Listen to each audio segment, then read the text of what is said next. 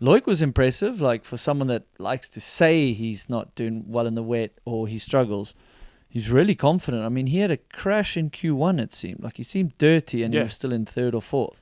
Yeah, I messaged him and asked him if he crashed. He didn't reply, but he was like mud all over his shoulder. I was like, what's he done? He's done something. Yeah. I mean, I don't think... Maybe he's just brushed a pad or a tree, but it's... I mean, you can also have a lie down or a really quick tip over. As much as we said, you can lose a lot of time because it's...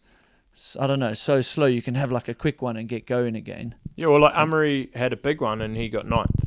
So yeah, that's very rare. Coming from these other races where we're fighting, like you overbreak one corner and you're like out of the top 5. Yeah. It is insane. You Amory gets 15th, like on what looked like a really good run. Yeah. Well, the times were, there was a lot more that differentiated riders. Yeah. Ronan put, 2 and a bit seconds into second.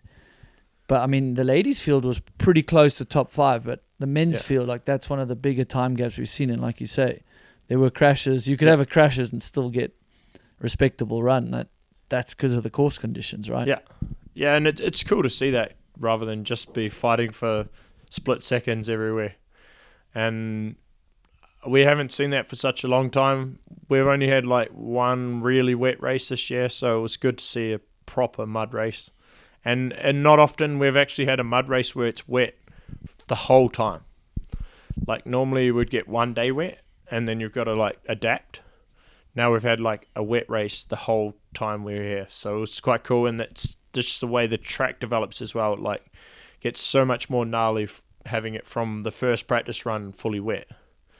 And how ironic is the sun came out but it almost got worse in bits. Yeah. Like people at home be like, well, of course they would want the sun to come out, but it got stickier. We call it, like it becomes like peanut butter, which the riders don't want. And I almost thought we lost the track there for a while. Yeah. I thought maybe the guys at the end, as much as some bits would get quicker, some would get worse. Yeah. So it was a full, like, how would you ever know which time of day would be best to go down? But I almost thought, are we going to have a problem with the last 10 riders where it gets too peanut buttery in places and slow?